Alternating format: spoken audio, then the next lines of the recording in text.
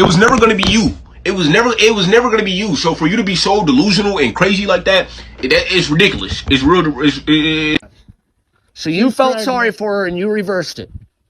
That's what happened. You came here, instead of doing your job and giving her that work order, you felt sorry for her and went and had it amended. I didn't have it amended. I gave the judge information. Your information, not based on anything other than what you felt. Correct. Why is no one talking about the single mum pandemic? There are so many single mums on the planet. Literally almost every mum that I meet is either a single mum or they're in a relationship where they're feeling really unfulfilled, but they're too scared to be a single mum. All of these single mums on the planet, it's causing so much imbalance on the planet. Women are a direct reflection of Earth.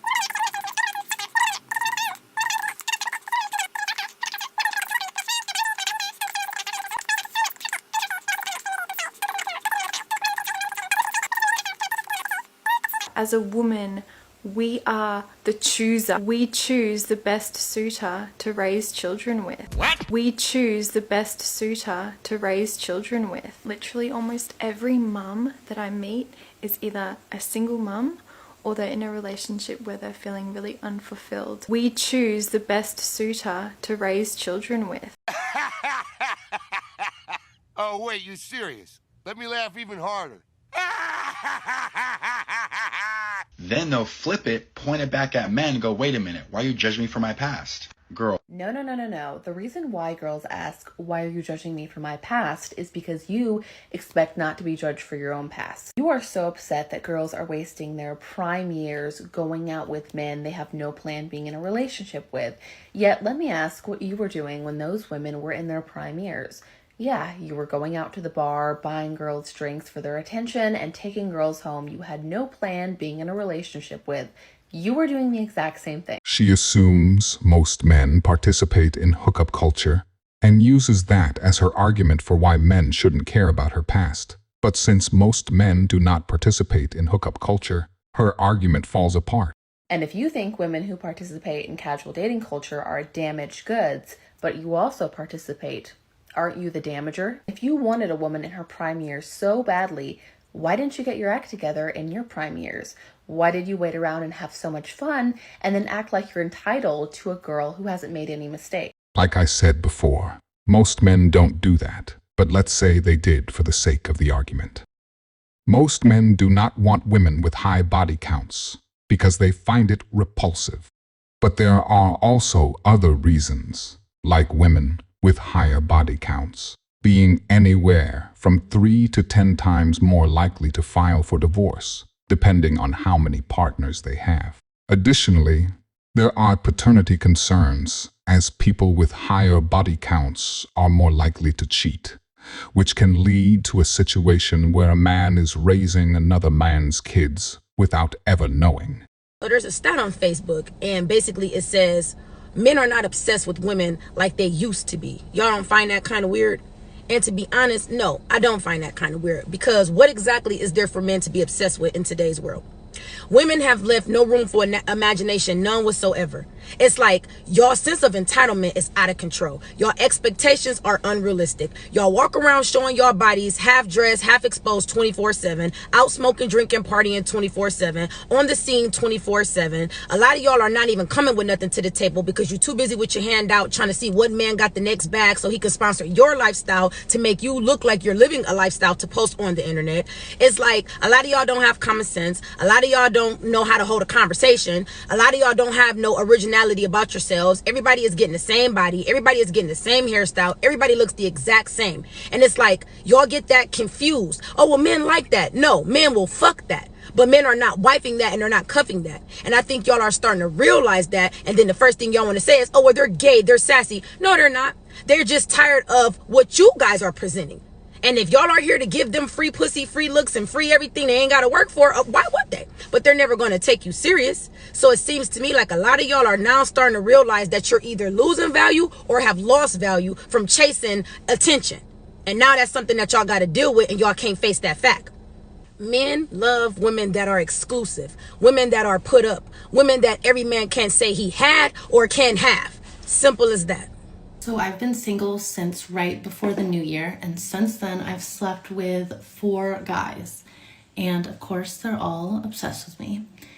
And now I got my oats out of me. Like, I'm not crazy anymore. I'm chill, and I just want to hang out with someone who pleases me. I don't have any energy to please anyone anymore. So I'm like, who of them pleases me the most? Guess which one I want to see again. One was a drug dealer. One was a boxer. 2 were very respectable, great businessmen. Guess which one I want to see again?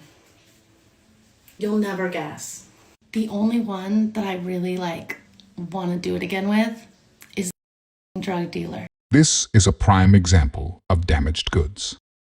They love to pretend sleeping around with random men has no negative consequences, then expose themselves through their own behaviors. Y'all cannot be trusted until you are proven safe. What an interesting statement. And according to the captions, it's all men. And if that bothers you...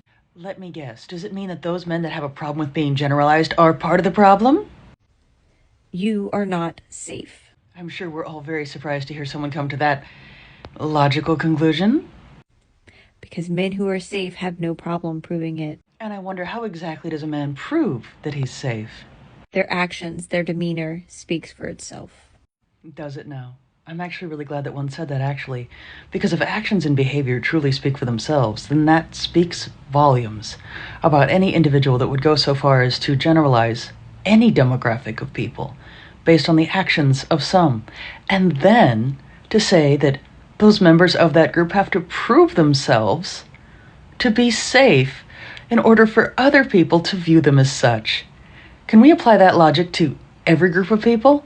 Or is it only socially acceptable to do that towards men? Normalize fucking hating your husband. No, I don't think I will, for multiple reasons. Well, first of all, normalizing consistent feelings of hatred towards someone is called Stockholm Syndrome. And to be clear, you're not supposed to have that. 2, and this is going to sound silly when you say it out loud, but if you don't actually hate your spouse, and you don't want to actually hate your spouse, then getting into a regular habit of hating your spouse will train you to feel more comfortable with actually hating your spouse. But finally, it ends with this big point of like, oh, but we don't actually hate our spouse. It's just for a minute. And this is the important part. It's definitely true that probably every person who's been married or in a long-term relationship has had a moment where they're like, oh my God, I could wring this person's neck. The difference is whether they handle that issue privately or publicly. Because when those feelings are dealt with privately, it can be worked through. But if you let that hatred be shown to the general public for even 1 minute, it will change how they view your spouse forever. So before you get too cozy marinating in and justifying holding on to one of the worst, most self-sabotaging feelings you could possibly have toward a person who I'm sure if you heard them say that they hated you, you would be crying in fetal position on the floor, just remember you can't put that toothpaste back in the tube. If you enjoyed this video, I promise you'll enjoy this next video. I will see you there.